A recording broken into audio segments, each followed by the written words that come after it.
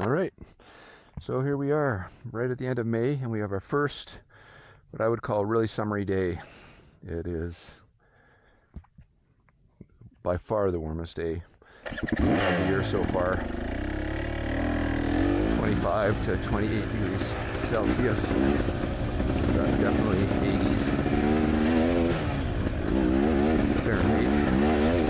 And I'm thinking the trails should be really dried out. They were pretty wet, but I bet you they're going to be just literally perfect. Most of the puddles have largely dried up, or completely dried up perhaps. But the soil's still kind of tacky, so that's fine. Midweek, actually, I have an unexpected day off, so there was nobody else in the staging area. I don't see anybody else on the road. It's not a typical people have free to ride, even though it's a gorgeous day. So, yeah, we're just gonna go out for a nice little cruise myself. Enjoy the day. Days like this, they're free. It's kind of a shame to leave them unused. You know what I mean? I had a buddy who was coming, but it's hard until Wednesday, so sometimes you try to make it work, and then something comes up the morning of, and you just can't. So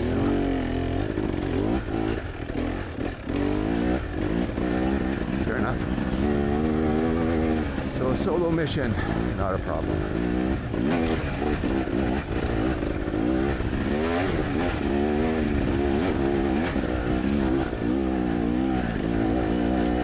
I actually haven't really decided what I'm going to ride. So I will work on that.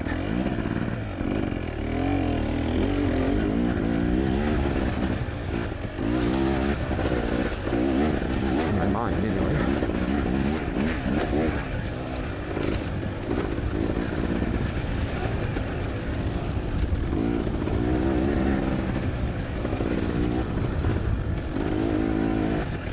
So a few days ago on the weekend, it's Wednesday now, it's Sunday. Where am I gonna go? I kind of wanted to do something called the Crane Trail, which is actually down this way. With a group, my son, a couple others, kind of more intermediate riding, taking it easy. It was really fun. It doesn't always have to be full-on race pace with all the fast guys all the time.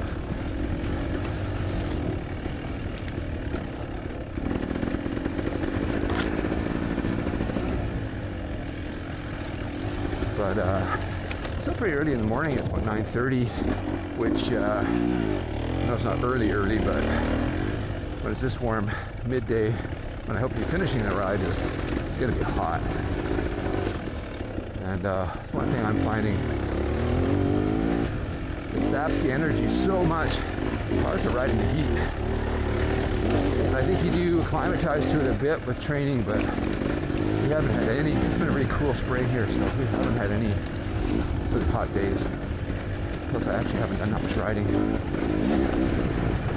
between being busy and that's a horrible flu of some sort that basically was sick for about 3 weeks. It sucked. Okay, that's a tight switchback. I'm just stretched into the pegs here. With switchbacks, it's always good to go start as wide as you can. And I was riding with my son, and he had a moment on a tight switchback, downhill switchback, where he actually had to bail off the bike because he literally kind of ran out of room because he went inside to out. And if you kind of rush the corner, you might find yourself, all of a sudden there's an obstacle there, either right at the middle at the apex of that corner or on the outside, and you just kind of lose options. And if it's downhill, the switchbacks tend to be either up or downhill, then you're probably just run out of options. It's very easy to have a tip over. Not a comfortable feeling because if it's steep, you can actually go down a long way. So yeah, switchbacks always, unless you know them well, start outside to in, keep it wide and then cut in. That gives you the most options. I am struggling a little bit with my suspension, not that it's bad, it's just that I did change the outer fork oils and I reset the clickers back to stock, standard. But one of the things I noticed before, just out of the blue, there's something going on with this fork, and that it's starting to top out. So in other words, when it gets at a quick rebound, you're banging against the stops. The springs are banging against the stops. There's not enough damping. So I don't know what. Again, I'm not a suspension guru, so I don't really know what that means. But what I think it means is either the rebound is not working properly, or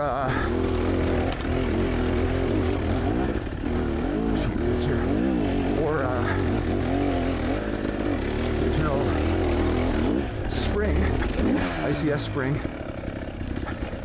that's supposed to smooth out that top out, is broken, shifted, or something else. Even though, oh boy, it's a tough hit.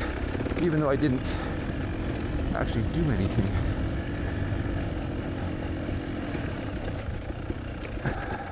So, like didn't open up the fork. I didn't have any issues. So something does give you air buildup in the forks. Certainly as the seals start to go, you start to leak in a bit of air, not out, so you get this pressure buildup, and then it's really rams against the stops on rebound. So, but I've bled forks and nothing. There's no air. No pressure buildup, so, which is kind of interesting because when I change the outer fork oil, and you guys have done that, often there's a bit of contamination in the outers. At the end there's the outer cartridge, which is really just for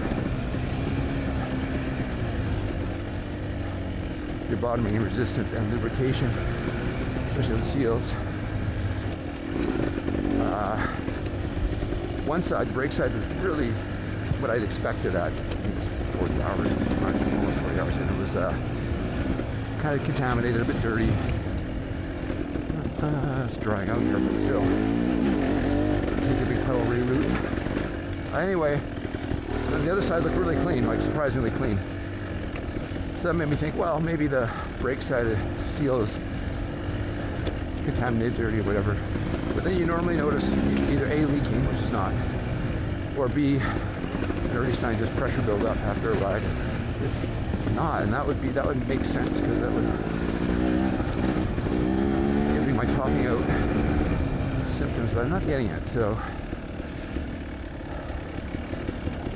I have two options,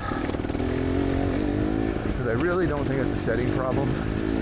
Could increase rebound enough to,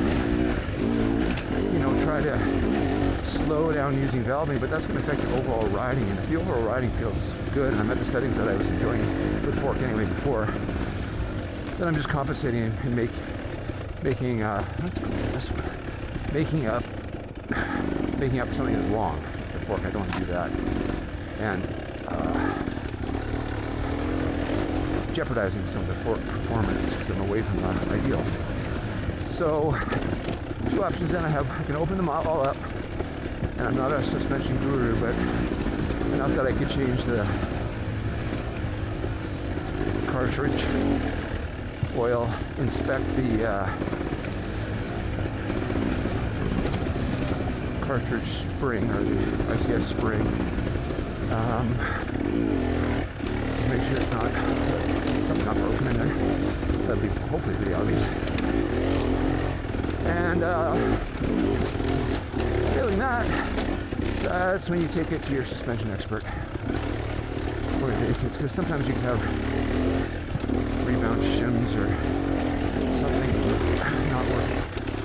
I am going to play with the rebound anyway though, just because I do want to make sure that my rebound adjuster is working and that's not broken. In other words, it's not, the rod is not making adjustments because of something that happened. To say that was never taken apart. You don't have to take that apart to change the outer fork oils. The fork's never been open and soft. It worked great from kind of hour 0 to hour 40, let's say, and then all of a sudden this season, after the winter layoff, you'll notice that it's topping out business. So it's kind of weird.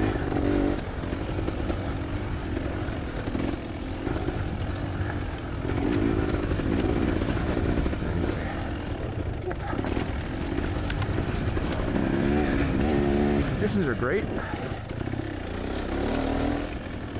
I think if I was my buddy, I'd probably be pushing it a little bit more, but solo mission, and not sure what's going on with my forks. I'm just going to go into kind of cruise mode. Just try to be flowing smooth. Sometimes it's flowing smooth, like a lot of times it's wet and rainy, whatnot. In this case, nope, just because I'm diagnosing a problem, and so yeah, let's do that. Let's change the rebound a bit. Now, with the Z24, in this case 25 forks, it's really nice because all the adjustments are easy. So I'm going to go, my last ride on Sunday I went 2 clicks slower. I'm going to go 2 clicks slower. That's in, so clockwise, which is upside down, so you have to kind of think opposite here. 1, 2. Now I know that will slow the rebound, and that will, if the rebound rod is adjusted and the adjuster's doing its thing, I should notice an improvement in less topping out. But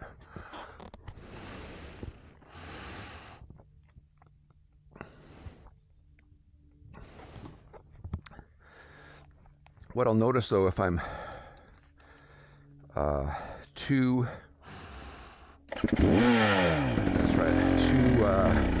slow, is over, multiple bumps, it will pack up. In other words, it won't rebound to its full length. And then by the time the next hit comes, it's kind of in the mid-travel zone, and so on and so forth. And what happens with that is that you get kind of a harsh feeling, and obviously you're not actually going to get all your travel. So right now this trail right here is pretty smooth, so I'm not forcing that. But if I get to where there's a lot of hits in a row, then that's wrong notice. Now if I don't feel any difference and I'm still doing the same thing, right, then I have to assume that the rebound adjuster's not working at all, and I've basically not got no rebound. To be fair, I feel it's better. I would expect to feel a little bit of topping out. There's a bit there. That bigger hit. Maybe I start going a bit faster.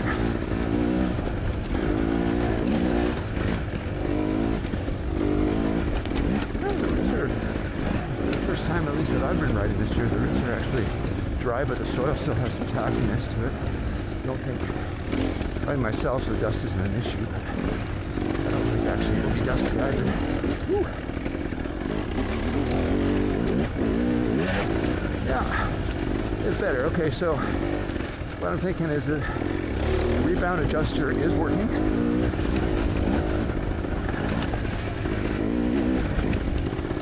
Making differences. The question is in order to prevent that topping out, am I getting in a rebound that's too slow for optimal riding. Like that pedal. I guess time will tell. The problem is it's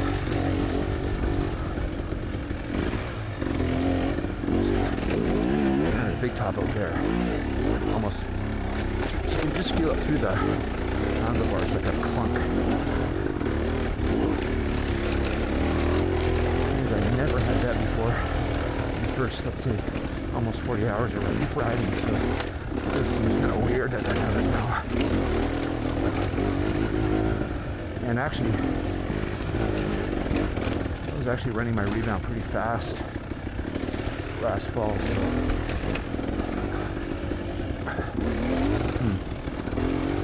well, I guess maybe tomorrow I'll have a project.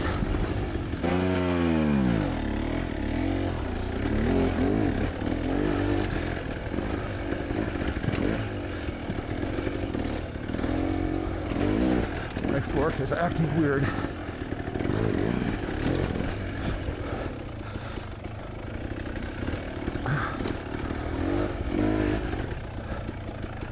And I have absolutely no confidence in it, what it's going to do on those big hits. The rebound is definitely, I don't know, screwed up or something.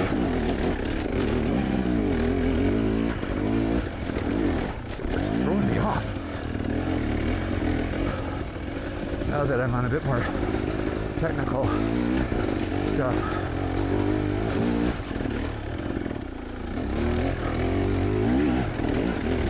So stay tuned. I will follow up on what it ends up being.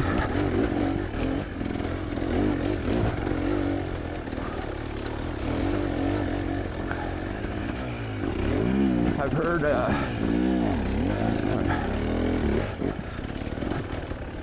great things. Oh, did you hear that? Went bang on that rebound. From rebound shims being damaged, not controlling the rebound properly, to the spring, rebound spring, control spring damaged, broken, unseated. I don't know what it looks like in there. I'll have to look at it.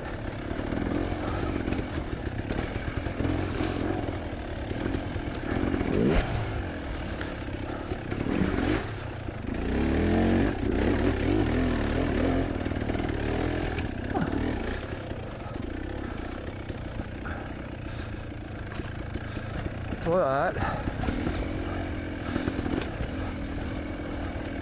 I think I've done everything I can do. Easy things anyway. That I can do.